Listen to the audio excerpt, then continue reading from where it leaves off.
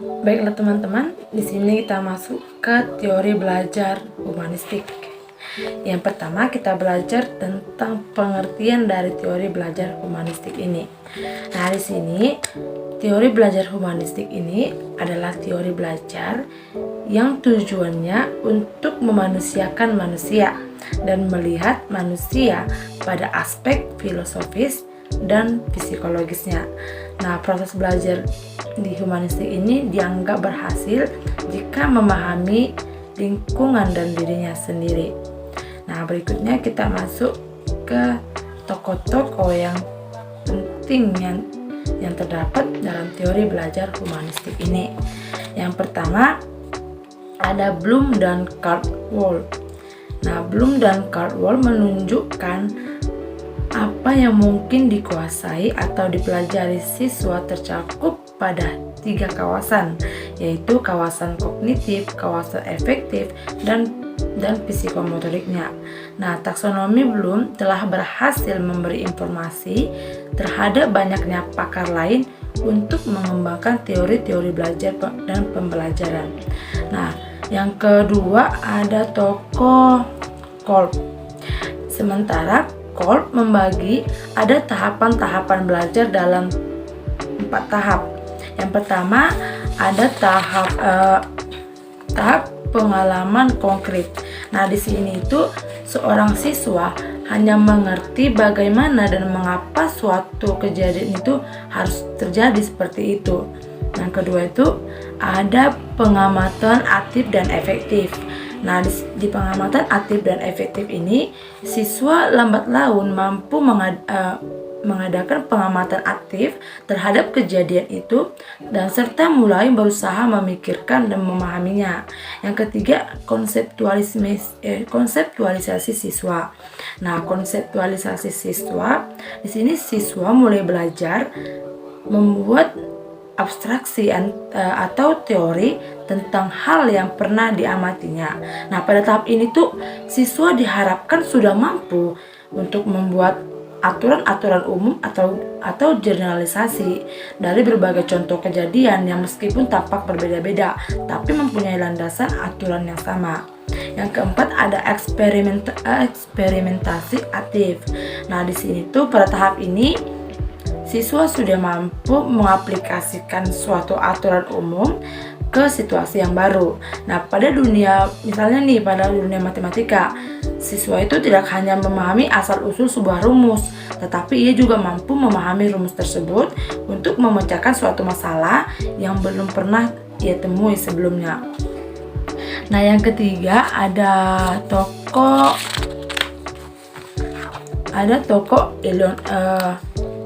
Iloney dan Mumford. Nah, berdasarkan teori Kolb, Iloney dan Mumford ini menggolongkan siswa atas 4 tipe. Yang pertama ada tipe aktivis. Aktivis di sini tuh siswa itu suka melibatkan diri pada pengalaman-pengalaman baru yang cenderung berpikiran terbuka dan mudah diajak berdialog. Nah, namun biasanya orang skeptik terhadap sesuatu atau identik dengan sikap mudah percaya. Nah, yang kedua ada siswa tipe reflektor. Siswa tipe reflektor ini cenderung sangat berhati-hati dalam mengambil langkah. Nah, dalam proses pengambilan keputusan ataupun langkah cenderung konservatif dalam arti suka menimbang-nimbang secara cermat baik buruknya suatu keputusan. Yang ketiga siswa tipe teoris. Nah, siswa tipe teoris ini biasanya sangat kritis orangnya. Orang itu sangat kritis dan senang menganalisis dan tidak menyukai pendapat atau penilaian yang sifatnya subjektif. Nah, bagi mereka berpikir rasional adalah suatu yang sangat penting dan mereka juga sangat skeptis dan tidak menyukai hal-hal yang bersifat spekulatif. Nah, yang terakhir ada siswa tipe pragmatis. Nah, di sini siswa tipe pragmatis ini menaruh perhatian besar pada aspek-aspek praktis dalam segala hal. Siswa yang bertipe pragmatis ini tuh tidak suka bertele-tele dalam membahas aspek teoritis, filosofis dan sesuatu gitu. Nah, yang berikutnya ada tokoh Habermas. Nah, di sini Habermas justru membagi 3 macam tipe belajar. Yang pertama itu technical learning atau belajar teknis. Nah, dalam technical learning ini menurut Habermas, siswa itu belajar berinteraksi dengan alam sekelilingnya. Mereka berusaha menguasai dan mengelola alam dengan mempelajari keterampilan dan pengetahuan yang dibutuhkan untuk itu. Nah, yang kedua ada practical learning atau belajar praktis. Di sini pada tahap ini siswa itu berinteraksi dengan orang-orang yang ada di sekelilingnya, dan pemahaman siswa terhadap alam tidak berhenti sebagai suatu pemahaman yang kering dan terlepas kaitannya dengan manusia. Justru pemahaman itu relevan jika berkaitan dengan kepentingan manusia. Nah, yang ketiga, menurut Habermas, ya tipe belajar itu belajar emansipatoris. Nah, belajar emansipatoris ini tuh atau tipe emansipatoris ini tuh di sini siswa berusaha mencapai pemahaman dan kesadaran yang sebaik mungkin tentang perubahan kultural dari suatu lingkungan. Nah, berikutnya kita masuk ke tokoh. Ada tokoh Carl Rogers.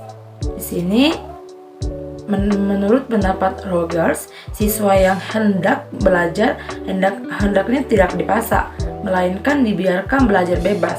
Siswa diharapkan dapat mengambil keputusan itu secara sendiri dan berani bertanggung jawab atas keputusan yang telah diambilnya. Nah, yang diambil dalam konteks tersebut, Rogers mengemukakan ada 5 hal penting dalam proses belajar humanistik ini, yaitu yang pertama, hasrat untuk belajar. Yang kedua, belajar bermakna. Yang ketiga, belajar tanpa hukuman. Nah, menurut Rogers, jika seseorang itu belajar, dia belajar tanpa hukuman. Jadi dia itu tidak dapat dipaksa, melainkan bebas mengambil keputusan sendiri. Yang keempat itu belajar dengan inisiatif sendiri. Yang kelima, belajar dan berubah. Nah, berikutnya kita masuk ke kelebihan dan kelemahan teori belajar humanistik. Teori belajar humanistik ini tuh memiliki kelebihan dan kelemahannya. Yang pertama kita masuk ke kelebihannya. Apa saja kelebihan dari teori belajar humanistik ini? Yang pertama, kelebihan itu sangat menghargai karakteristik dan potensi manusia. Yang kedua, siswa itu mempunyai kebebasan dalam mengembangkan potensi dirinya itu tanpa ada tekanan dari pihak manapun. Nah, yang berikutnya, yang bagian B-nya, kita masuk ke kelemahan teori belajar ini. Teori belajar humanis ini memiliki kelebihan. Yang pertama, karakter manusia tidak akan terbentuk sesuai dengan tujuan pembelajaran, karena humanistik ini menganggap bahwa potensi manusia adalah punya keinginan untuk belajar. Nah, yang kedua kelemahannya itu, apabila tidak diperlakukan pembimbingan dari guru kepada siswanya secara baik, pembelajaran yang bebas akan menimbulkan motivasi yang bebas pula, apalagi siswa yang masih usia sekolah dasar. Nah, sekian kelemahan dan kelebihan dari teori belajar humanistik ini. Yang terakhir kita masuk ke implikasi teori belajar humanistik dalam kegiatan pembelajaran. Teori humanistik ini akan sangat membantu pendidik dalam memahami arah belajar pada dimensi yang